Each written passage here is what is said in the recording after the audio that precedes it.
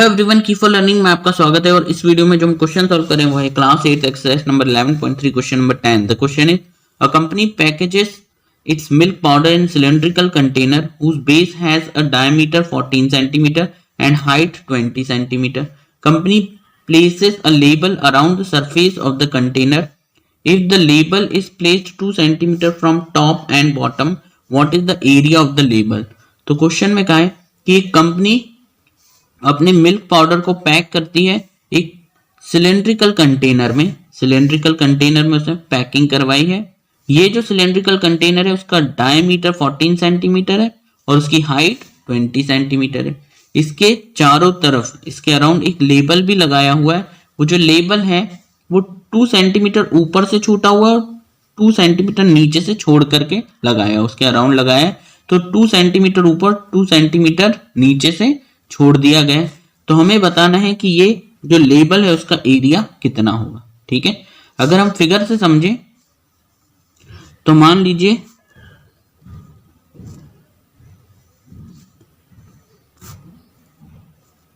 कि ये वो सिलेंड्रिकल कंटेनर है। ठीक है, अब इसकी जो बेस डायमीटर दे रखा है, यहां से बेस डायमीटर जो है d it is given as 14 centimetre और जो इसकी हाइट दे रखी है तो हाइट दे रखी है 20 सेंटीमीटर। ठीक है, और फिर कहा कि इसे ऊपर से कितना छोड़ दिया गया है, 2 सेंटीमीटर छोड़ दिया और नीचे से भी कितना छोड़ दिया, 2 सेंटीमीटर छोड़ दिया और यहां पर क्या लगा दिया, लेबल लगा दिया। तो अगर आप लेबल को अलग करें तो असल में वो यहां से वो भी क्या बन जाएगा, एक सिलेंडर ही बनेगा इस तरह से पूरे चारों तरफ। ठीक है, तो मान लो ये लेबल है और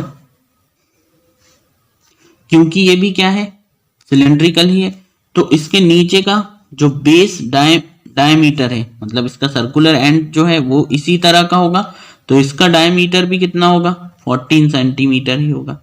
क्लियर? लेकिन इसकी हाइट बदल जाएगी, ये जो लेबल है उसकी हाइट बदल जाएगी। हाइट जो होगी वो क्या है, ये पूरे की कितनी है 20 और यहां से 2 कम कर दिए और यहां से 2 कम कर दिए, तो इसकी जो हाइट होगी वो कितनी हो जाएगी, इसकी हाइट होगी 20 माइनस ऊपर से 2 और नीचे से 2 यानी 4 कम, यानी 20 माइनस 4 इज 16। तो जो लेबल है उसके लिए जो हाइट है वो कितनी है, 16 सेंटीमीटर। ठीक है, और इसका डायमीटर तो यही है।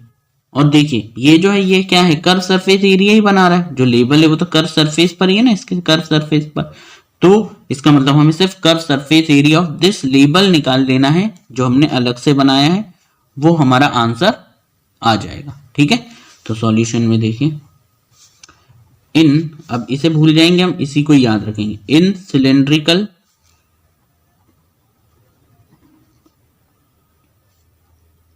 लेबल, उसमें हाइट जो है वो बदल गई है, तो हाइट कितनी हो गई, हाइट मतलब h दैट इज 20 माइनस 4 कितना हो गया, 16 सेंटीमीटर। इसका डायमीटर d कितना है, वो तो वही है 14 सेंटीमीटर। ठीक है, तो हम पहले तो रेडियस निकाल लें।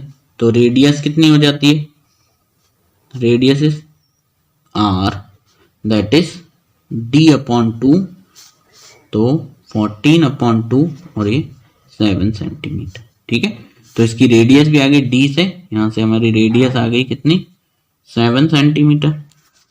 अब हमें निकालना क्या, कर्व सरफेस एरिया। तो curve surface area of cylinder, तो area of label would be equal to curve surface area of cylinder.